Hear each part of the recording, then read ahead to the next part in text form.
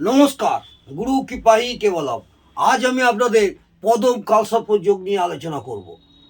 এর আগে বিগত কয়েকদিন আগে অনন্ত কালসর্প যোগ, কুলিক কালসর্প যোগ, বাসুকী কালসর্প যোগ, শঙ্খপাল কালসর্প যোগ, তক্ষক কালসর্প যোগ, শঙ্খচূড় কালসর্প যোগ, পালক বিষাক্ত কালসর্প যোগ, শেষ নাগ কালসর্প যোগ নিয়ে আলোচনা করেছি। আজ আমি আপনাদের আলোচনা করব পদম কালসর্প যোগ। জাতক জাতিকাদের জন্ম ছকে কোন ঘরে রাহু কেতু থাকলে পদম কালসর্প যোগ হয় সেই নিয়ে আমি বিস্তারিত আলোচনা করছি। পঞ্চম ঘর থেকে একাদশ ঘর পর্যন্ত হওয়া কালসর্প যোগকে পদম কালসর্প যোগ বলা হয়। উদাহরণস্বরূপ বলছি, মেষ লগ্ন, কোনো জাতক জাতিকার যদি মেষ লগ্ন হয়, তার পঞ্চম ঘরে রাহু বসে থাকবে এবং একাদশ ঘরে কেতু বসে থাকবে, তাকে আমরা পদম কালসর্প যোগ বলে ধরি। অর্থাৎ লগ্নের দ্বিতীয় গ্রহ থাকবে, তৃতীয় গ্রহ থাকবে, চতুর্থে গ্রহ থাকবে, পঞ্চমে রাহু থাকবে, ষষ্ঠ সপ্তম অষ্টম নবম দ্বাদশ ষষ্ঠ সপ্তম অষ্টম নবম দশম ঘর ফাঁকা থাকবে, একাদশে কেতু বসে থাকবে। অর্থাৎ লগ্ন সাপেক্ষে মেষ লগ্ন হলে সিংহ রাশিতে রাহু থাকবে এবং কুম্ভ রাশিতে কেতু থাকবে, তখনই আমরা পূর্ণ পদম কালসর্প যোগ বলে ধরে থাকি। এই পদম কালসর্প যোগ কোনো জাতক জাতিকাতে যদি থাকে তাদের কি হয় সেই নিয়ে আমি বিস্তারিত আলোচনা করছি। পদম কালসর্প যোগের প্রভাবে এই পঞ্চম ঘর আমরা বিচার করি উচ্চ শিক্ষা, বিদ্যা, বুদ্ধি, প্রেম তথা সন্তানের কারক বলে মনে করে থাকি বা সন্তানেরও বিচার করি। এই কালসর্প যোগের প্রভাবে জাতক জাতিকাদের উচ্চ শিক্ষায় বাধাপ্রাপ্ত হয়, সন্তান না থাকা বা সন্তান না হওয়া, রুগ্ন হওয়া, এই সব কারণের জন্যে মনোকষ্টও হয়।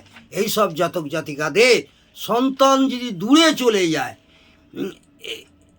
এই কালসর্প যোগের প্রভাবও হয়ে থাকে, সন্তান দূরে চলে যায়, বাবা মার সঙ্গে সম্পর্ক ভালো থাকে না, মনোকষ্ট পায়, এই কালসর্প যোগের প্রভাবে হয়ে থাকে। জাতক জাতিকাদের গুপ্ত শত্রু থাকে এবং আর্থিক ক্ষতিও হয়। গুপ্ত রোগেরও ফলে শারীরিক কষ্টের সম্মুখীন হতে হয় এই সব জাতক জাতিকাদের। পত্নীর চরিত্র নিয়ে চিন্তাভাবনা থাকবে এবং সন্দেহ থাকবে এবং বন্ধু, ঘনিষ্ঠ বন্ধু থেকে বিশ্বাসঘাতকতার জন্যে আপনাদের ক্ষতির সম্ভাবনা হতে হয়। এই কালসর্প যোগের প্রভাবে জাতক জাতিকাদের জুয়া, সাট্টা, লটারি ইত্যাদি থেকে অত্যাধিক ক্ষতির সম্ভাবনা থাকে। আজ আমি আপনাদের কয়েকটি উপায় বলবো পদম কালসর্প যোগের অনিষ্ট প্রভাব থেকে বাঁচার উপায়। পদম কালসর্প যোগের দ্বারা প্রভাবিত জাতক জাতিকাদের ভগবান শ্রীকৃষ্ণের উপর অগাধ ভক্তি এবং শ্রদ্ধা রাখতে হবে, তবে তথা তার মন্ত্র প্রতিদিন জপও করতে হবে। যদি মন্ত্র পাঠ সম্ভব নাও হয়ে থাকে, প্রত্যেক দিন হরে কৃষ্ণ নাম একমালা জপ করবেন, তাহলেও আশানুরূপ ফল পাবেন। জাতক জাতিকাদের নিজের থেকে বড় ব্যক্তিদের সম্মান করবেন এবং তাদের জ্ঞান প্রাপ্তির জন্য কিছুটা সময় কাজে লাগাবেন এবং জ্ঞান প্রাপ্তির জন্য যদি ছোট কোনো বয়সের ব্যক্তি হয়, তার সামনে হাত জোর করতেও হয়, করবেন, তাতে সংকোচ বোধ করবেন না, তাতেও দেখবেন আপনাদের অনেকটাই কালসর্প যোগের প্রভাব থেকে মুক্তি পাবেন। প্রতি বছর নাগ পঞ্চমীর দিন উপযুক্ত পূজা পাঠ করতে হবে এবং কালসর্প যোগ শান্তিযোগ্য করতে হবে, তাহলেও আপনারা আশানুরূপ ফল পাবেন। বাড়িতে ময়ূরের পালক লাগানোর ফলে পদম কালসর্প যোগের প্রভাব থেকেও অনেকটা মুক্তি লাভ করবেন।